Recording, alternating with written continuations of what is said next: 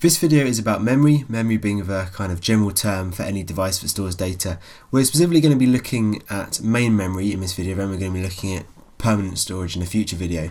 But main memory is any memory device that's directly accessible by the CPU.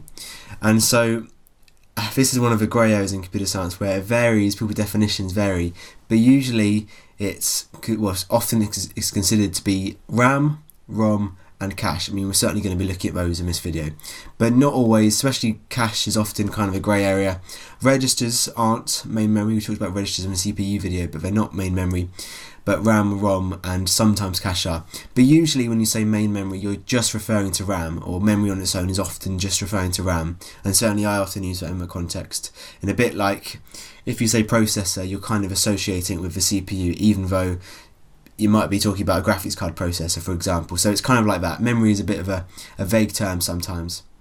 But we have two types of memory, certainly. We have volatile memory, which is memory that loses its data when power is lost. And actually quite a lot of memories like this. You might not appreciate that without having learnt about it, but RAM is volatile, so is cache.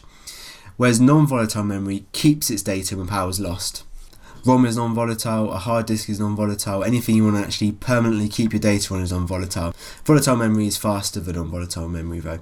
And the term memory tends to imply volatility, although ROM, which stands for read-only memory, is non-volatile. And storage is technically a subcategory of memory, but that usually implies non-volatility. So again, a bit of a grey area in computer science, I'm afraid. It's just how it is, but storage generally, and I think in real life, just kind of implies a very kind of steady, persistent, non-volatile, in this case, connotation, as memory tends to mean volatility. And main memory, to confuse things more, is also sometimes called primary storage.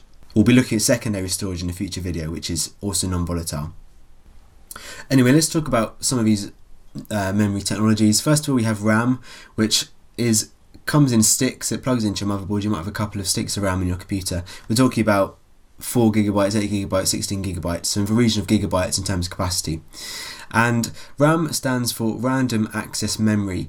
This name comes about because reading data from RAM takes roughly the same time regardless of where it's actually physically stored on the RAM. And that might seem somewhat obvious, but actually for some memory or for some storage, it really does matter where you've actually physically stored it. So on a hard disk, if you've stored it on the circumference of the disk, it actually makes a slight difference in reading time. So that's where random access memory, that's where the name comes from. And RAM is, compared to persistent storage like a hard disk, it's very quick. It's not as quick as cache or registers, certainly not. But its function is to store a copy of open programs and operating system data. So anything currently open is loaded into RAM. So when you open a program, it's effectively, the data for it is being copied over from where it's stored in your hard disk, usually, and moved over to RAM while you're using it, because it's much faster and it's directly accessible by the CPU. So anything currently in use is stored in the RAM, and this is why it's not really important for it to be non-volatile. Sure, when you turn your computer off mid Word document, it's annoying because you lose your progress, but it's the speed makes a big difference here.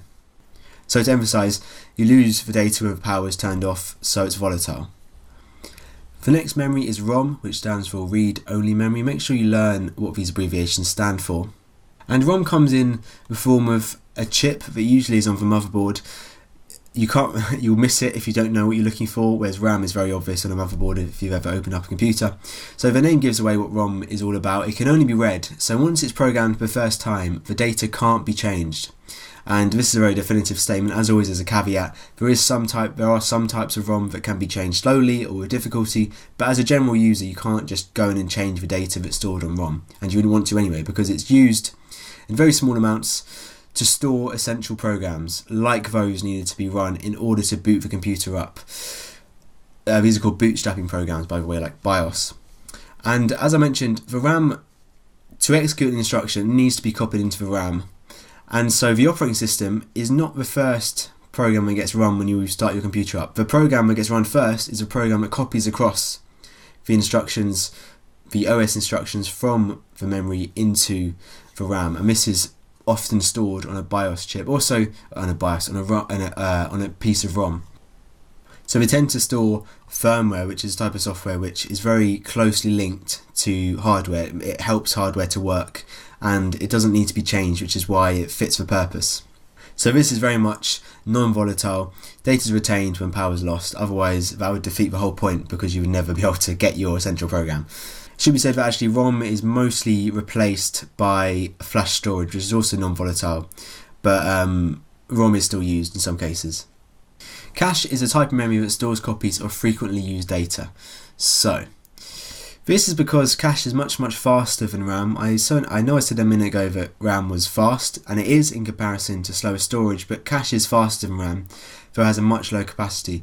For a CPU cache, you might have megabytes. It's in that region. It's not gigabytes like you would have in RAM. You have maybe megabytes of cache, CPU cache that is.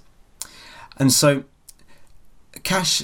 CPU cache sits in between the processor, the CPU, and the RAM.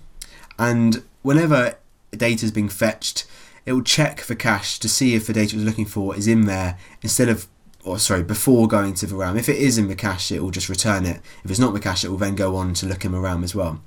And so it makes sense to store frequently accessed data in your cache, because the more frequently accessed it is, the more often it's going to get found in the cache, so the benefit is felt more often. If you store data in the cache that is never really going to get accessed, then the benefit is not going to be felt because it's never going to make any difference. In fact, it's going to slow the system down because it has to check the cache anyway before going on to look in the RAM. So this is why you would store frequently used data in the cache. And we're talking data that gets used all the time, or even in modern processors, data that is kind of predicted that it's going to use soon. So cache can be very efficient if it's used properly. You also have caches in other contexts, not just in the CPU. You can have it in your web browser and in just storage devices. So for example, in a web browser, your home page is likely to get accessed all the time. Maybe Twitter, Facebook, you access all the time. The browser might have a cache that stores that web page, so it's loaded a lot faster. You'll notice some websites are loaded faster than others, and part of that might be down to the cache that's getting used. I haven't got it on the slide, but cache is volatile, so it's the same as RAM. When you cut the power, all the data gets lost. Let's have a quick look at a more visual way of recapping some of what we've looked at so far. Often memory is displayed as a pyramid because as you increase the speed, the size and the capacity goes down. So registers aren't a type of main memory, but they exist on the CPU as we've talked about. And these might be 32 bits wide, 64 bits wide. It's very small and very quick. These are the fastest type of memory in the computer. You then have cache, which might be kilobytes if it's L1 cache, or like 100 megabytes maybe if it's L3 cache. And this is slower relative to registers, but still fast in the general scheme of things, and is, I guess, relatively small. Then you have RAM, which is maybe you might have 8 gigabytes of RAM in your computer, so it's in the realm of gigabytes. And this is fast compared to the storage we'll look at in future videos, but is slower than the other two.